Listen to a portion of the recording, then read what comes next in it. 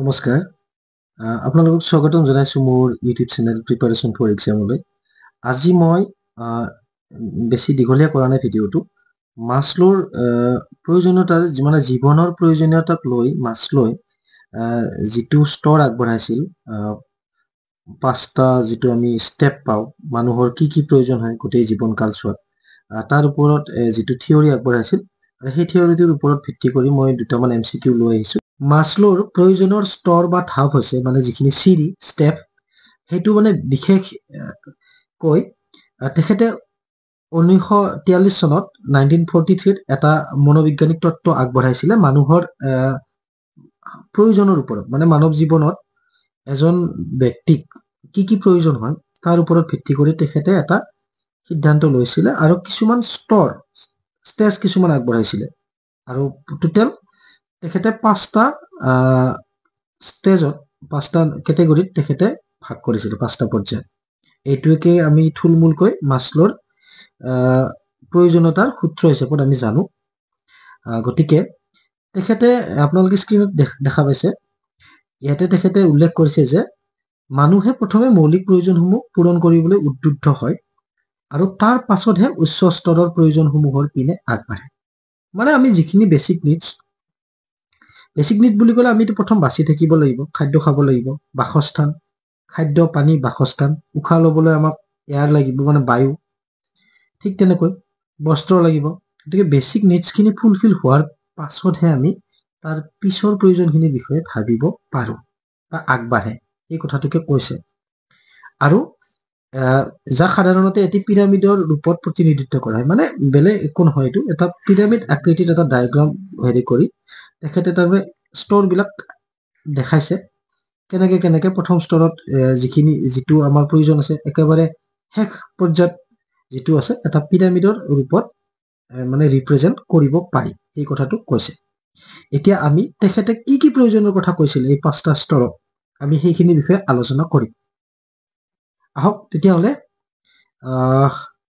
আমি 1 নম্বৰত কি আছে চাই লওঁ। 1 নম্বৰত আছে ফিজিঅলজিকেল নিডছ, বেচিক নিডছ, মানে যিখিনি শাৰীৰিক প্ৰয়োজন, শাৰীৰিক বা দৈহিক যিখিনি প্ৰয়োজন। দৈহিক প্ৰয়োজনৰ কথা ক'লে ইয়াতে তেখেতে উল্লেখ কৰিছে ফুড, খাদ্য, পানী, বায়ু, শ্লিপ, টোপনি, শ্বেল্টাৰ, আশ্ৰয় আৰু ক্লথিং, পৰিধান বা বস্ত্ৰ। গতিকে অন্য বস্ত্ৰ, বাসস্থান, এইখিনি আমি জানো। গতিকে তেখেতে এইখিনি ফিজিঅলজিকেল নিডছৰ ভিতৰত তেখেতে ৰাখিছে, এইখিনিক বেচিক নিড বুলি তেখেতে কৈছে। আৰু এইখিনিতো হয়, আমিও সকলোৱে জানো, মৌলিক প্ৰয়োজন মানুহ এজনৰ। গতিকে তাৰপিছত 2 নম্বৰত কি ৰাখিছে তেখেতে চাওঁ আহকচোন। ছেফটি নিডছ, বেচিক নিডৰ ভিতৰতে পৰে।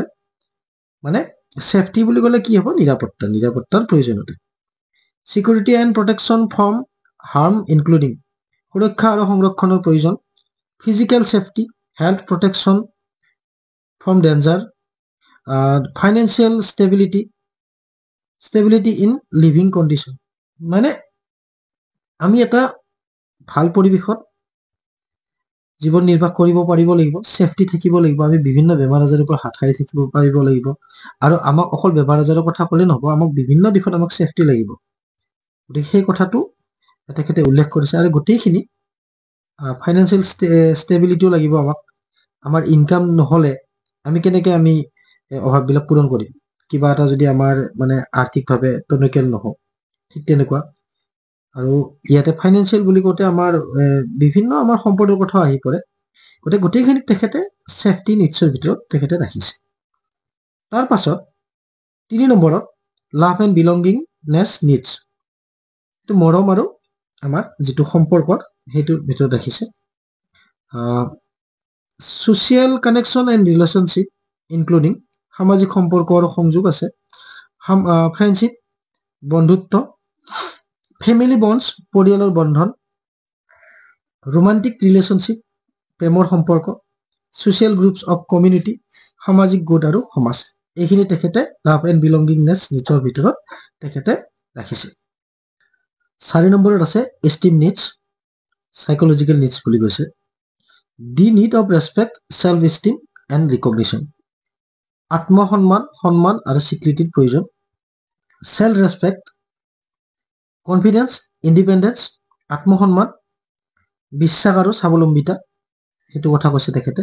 ৰেসপেক্ট from others, status, recognition and achievement, মানে আনৰ পৰা সন্মান প্ৰাপ্তি, পদ, স্বীকৃতি, সফলতা, এই গোটেইখিনি তেখেতে সেলফ ইষ্টিম নিডছৰ ভিতৰত তেখেতে ৰাখিছে। আৰু তাৰ পাছত 5 নম্বৰত আছে সেলফ এক্সুৱেলাইজেশ্যন নিডছ, মানে সেলফ ফুলফিলমেণ্ট নিডছ বুলিও কোৱা হয়, মানে আমি আত্ম উপলব্ধি যিটো, সেইটো কথা কৈছে তেখেতে। আৰু এইটো একেবাৰে টপত আছে।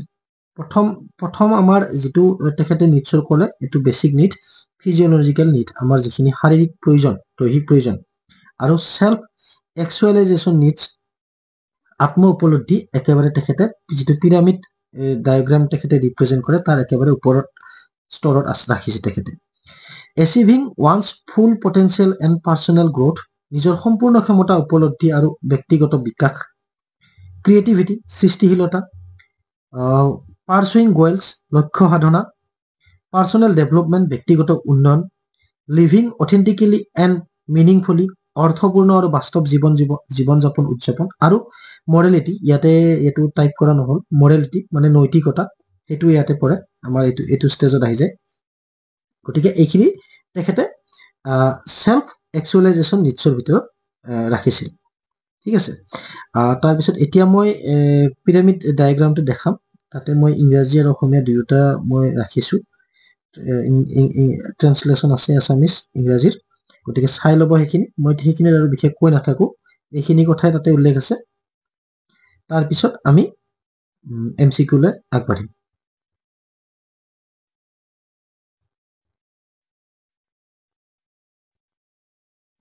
এতিয়া আপোনালোকে ডায়েগ্ৰামটো দেখিলে, ডায়েগ্ৰামটো বুজি পালে। ইয়াতে তলৰ একেবাৰে আৰম্ভণিতে আছে আমাৰ ফিজিঅলজিকেল নিডছ, আৰু একেবাৰে ওপৰত আছে সেলফ এক্সুৱেলাইজেশ্যন নিডছ। এতিয়া আমি MCQ লৈ আগবাঢ়ো। প্ৰথম প্ৰশ্ন, what is the first level in Maslow's hierarchy of needs? মাছলোৰ প্ৰয়োজনৰ চিৰিৰ প্ৰথম স্তৰ কি? অপশ্যন এ, ছেফটি নিডছ, সুৰক্ষাৰ প্ৰয়োজন। অপশ্যন বি, লাভ এণ্ড বিলংগিংনেছ, মৰম আৰু সম্পৰ্কৰ প্ৰয়োজন। অপশ্যন চি, ফিজিঅলজিকেল নিডছ, শাৰীৰিক প্ৰয়োজন। অপশ্যন ডি, এষ্টিম নিডছ, সন্মানৰ প্ৰয়োজন। এ, বি, চি, ডি, এই গোটেইকেইটা অপশ্যনৰ ভিতৰত আমাৰ ইয়াৰে প্ৰথম স্তৰ কোনটো হ'ব?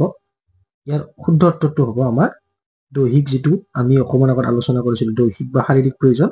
গতিকে অপশ্যন চিটো আমাৰ কাৰেক্ট হ'ব, ফিজিঅলজিকেল নিডছ। তাৰ পিছৰ প্ৰশ্ন, question number 2, which need is at the top of Maslow's hierarchy? মানে মাছলোৰ যিটো চিৰি আছে, যিকেইটা ষ্টেপ আছে, তাৰ আটাইতকৈ ওপৰৰ স্তৰ কোনটো বুলি সুধিছে। অপশ্যন এ, ছেফটি নিডছ, সুৰক্ষাৰ প্ৰয়োজন। অপশ্যন বি, সেলফ এক্সুৱেলাইজেশ্যন, আত্ম উপলব্ধিৰ প্ৰয়োজন। অপশ্যন চি, লাভ এণ্ড বিলংগিংনেছ, মৰম আৰু সম্পৰ্কৰ প্ৰয়োজন। অপশ্যন ডি, এষ্টিম নিডছ, সন্মানৰ প্ৰয়োজন। আৰু ইয়াৰ শুদ্ধ উত্তৰটো হ'ব অপশ্যন বি, সেলফ এক্সুৱেলাইজেশ্যন, আত্ম উপলব্ধিৰ প্ৰয়োজন, যিটো আমি অকণমান আগত আলোচনা কৰিলোঁ।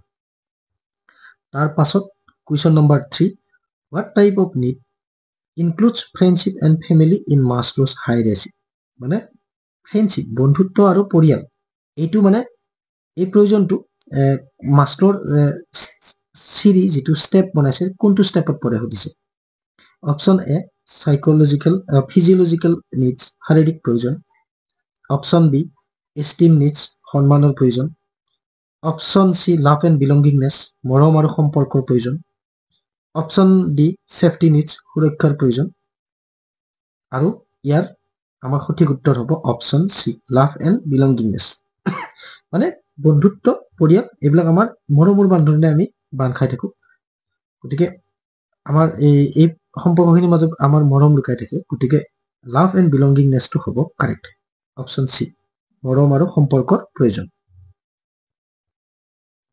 এইবাৰ question number 4, Maslow's theory suggest that people move to higher level needs after fulfilling which needs?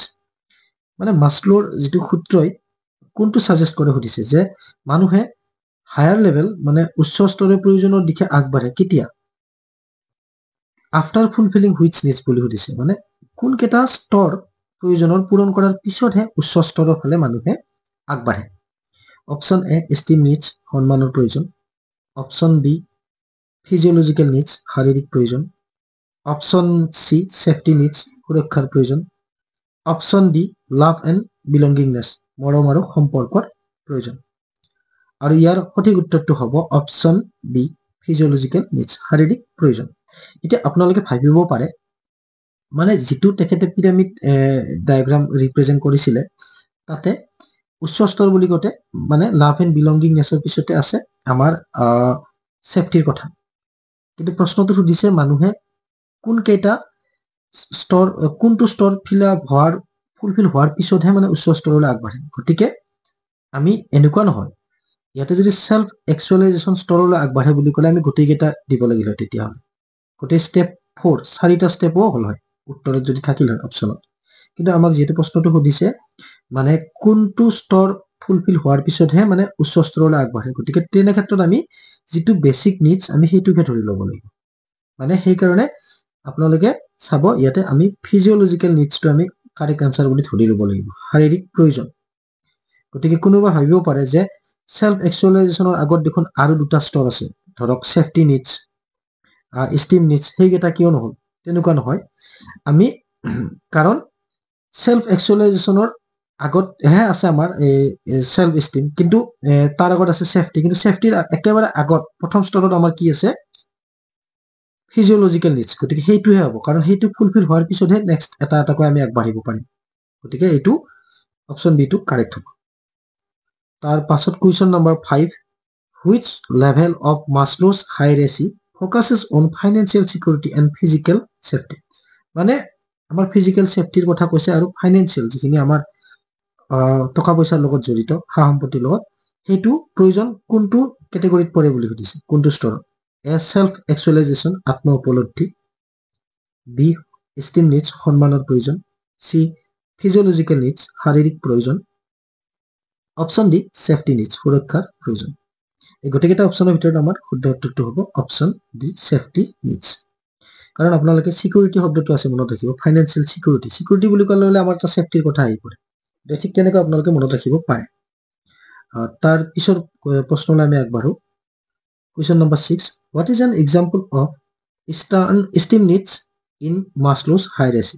মানে আত্মসন্মানৰ যিটো প্ৰয়োজন সেইটো কিহৰ উদাহৰণ বুলি সুধিছে? A food and water, option A খাদ্য আৰু পানী। অপশ্যন বি পাৰ্চনেল এচিভমেণ্ট, ব্যক্তিগত সফলতা। অপশ্যন চি বিল্ডিং ৰিলেশ্যনশ্বিপ, সম্পৰ্ক গঢ়ি তোলা। অপশ্যন ডি ফিলিং ছেফ, সুৰক্ষিত অনুভৱ কৰা। আৰু এই গোটেইকেইটা অপশ্যনৰ ভিতৰত আমাৰ শুদ্ধ উত্তৰটো হ'ব অপশ্যন বি পাৰ্চনেল এচিভমেণ্ট, মানে ব্যক্তিগত সফলতা। এইটো ছেল্ফ ষ্টিমৰ লগত জড়িত বুলি কৈছে তেখেতে। তাৰপাছত আছে question number 7, in Maslow's hierarchy which level includes creativity and personal growth? মানে কোনটো লেভেলত অন্তৰ্ভুক্ত আছে ক্ৰিয়েটিভিটি, সৃষ্টিশীলতা আৰু পাৰ্চনেল গ্ৰোথ? মানে এইটো পাৰ্চনেল গ্ৰোথ বুলি ক'লে আমাৰ যিটো বৃদ্ধি, নিজৰ যিটো বৃদ্ধিৰ লগত জড়িত, সেই হেৰিটো কোনটোৰ লগত জড়িত আছে, কোনটো লেভেলৰ লগত? অপশ্যন এ ছেল্ফ এক্সুৱেলাইজেশ্যন, আত্ম উপলব্ধি। অপশ্যন বি ষ্টিম নিডছ, সন্মানৰ প্ৰয়োজন। অপশ্যন চি লাভ এণ্ড বিলংগিংনেছ, মৰম আৰু সম্পৰ্কৰ প্ৰয়োজন। অপশ্যন ডি ছেফটি নিডছ, সুৰক্ষাৰ প্ৰয়োজন। আপোনালোকেতো আইডিয়া কৰিব নিশ্চয় পাৰিছে। ইয়াৰ সঠিক উত্তৰটো হ'ব option A self actualization needs, আত্ম উপলব্ধি। তাৰ পিছৰ প্ৰশ্ন, এইবাৰ question number 8, which of the following is not a part of Maslow's hierarchy of needs? মানে তলৰ কোনটো মাছলোৰ প্ৰয়োজনৰ স্তৰ নহয় বুলি সুধিছে, নট বুলি সুধিছে। মনত ৰাখিব, আপোনালোকে নটটো খুব ইম্পৰ্টেণ্ট, গুৰুত্ব দিব। কেতিয়াবা আমি ওপৰা ওপৰিকে প্ৰশ্নবিলাক চাওঁ, নটটো পাহৰি যাওঁ। এতিয়া আমি যিখিনি হয় মানে সেইটো আমি চাই থাকোঁ। আমি নিগেটিভত সুধিছে ইয়াতে নট, গতিকে নটটোৰ ওপৰত আপোনালোকে গুৰুত্ব দিব। এই নটৰ কাৰণে আমাৰ বহুত ভুল হয়। অপশ্যন এ ফিজিঅলজিকেল নিডছ, শাৰীৰিক প্ৰয়োজন। অপশ্যন বি কগনিটিভ নিডছ, জ্ঞানৰ প্ৰয়োজন। অপশ্যন চি লাভ এণ্ড বিলংগিংনেছ, মৰম আৰু সম্পৰ্কৰ প্ৰয়োজন। অপশ্যন ডি ষ্টিম নিডছ, সন্মানৰ প্ৰয়োজন। গতিকে আপোনালোকে নিশ্চয় আইডিয়া কৰিব পাৰিছে। ইয়াৰ কাৰেক্ট এনচাৰ হ'ব অপশ্যন বি কগনিটিভ নিডছ, জ্ঞানৰ প্ৰয়োজন। তেখেতে জ্ঞানৰ প্ৰয়োজনটো অন্তৰ্ভুক্ত কৰা নাছিলে আৰু এইবাৰ আমাৰ ভিডিঅ'ৰ আজিৰ ভিডিঅ'ৰ একেবাৰে শেষৰ প্ৰশ্ন কুৱেশ্যন নম্বৰ 9 আৰু মই বেছি প্ৰশ্ন মই আজি ইনক্লুড কৰিব পৰা নাই তাৰ বাবে দুখিত question number 9 according to Maslow's which needs must be fulfilled first গতিকে এই কোনটো নিড প্ৰথমে আমি ফুলফিল কৰিব লাগিব অপচন এ সেলফ এক্সুৱেলাইজেশ্যন আত্ম উপলব্ধি অপচন বি লাভ এণ্ড বিলংগিংনেছ মৰম আৰু সম্পৰ্ক অপচন সি ফিজিঅলজিক্যাল নিডছ শাৰীৰিক প্ৰয়োজন অপচন ডি এষ্টিম নিডছ সন্মানৰ প্ৰয়োজন গতিকে গোটেইকেইটা অপচনৰ ভিতৰত আমাৰ শুদ্ধ উত্তৰটো হ'ব অপচন সি ফিজিঅলজিক্যাল নিডছ শাৰীৰিক প্ৰয়োজন গতিকে আপোনালোকে গম পাইছে ইয়াৰে আমাৰ টপ আৰু একেবাৰে বিলো যেটো আৰম্ভণিৰ আৰু যেটো একেবাৰে শেষত আছে সেইকেইটাৰ ওপৰত প্ৰশ্ন আহে আৰু হয়তো মাজৰ পৰা সুধি দিব পাৰে আজিলৈ মই ক'লোৱে বেছি প্ৰশ্ন অন্তৰ্ভুক্ত কৰিব পৰা নাই আৰু এই প্ৰশ্নকেইটা হয়তো অজানিতে কৰিম বুলি নহয় অজানিতে ভুল হৈ যাব পাৰে দুই এটা কৰবাত আপোনালোকে আঙুলিয়াই দিব আৰু তাৰ কাৰণে মই আপোনালোকৰ ওচৰত ক্ষমা বিচাৰিছো আৰু প্ৰনাউন্সিয়েচন হয়তো ভুল হ'ব পাৰে কিছু ক্ষেত্ৰত তাৰ কাৰণে আপোনালোকে মোক ক্ষমা কৰি দিব আৰু কিবা উপদেশ দিবলগীয়া থাকিলে আপোনালোকে কমেন্ট সেকশনত নিশ্চয় দিব বুলি মই আশা কৰিলো আৰু আশা কৰো কিছু প্ৰকাৰে হলেও আপোনালোকে এই ভিডিঅ'টোৰ জৰিয়তে উপকৃত হ'ব আৰু ভিডিঅ'টো শেষলৈকে চোৱাৰ কাৰণে আপোনালোক সকলোকে ধন্যবাদ জনালো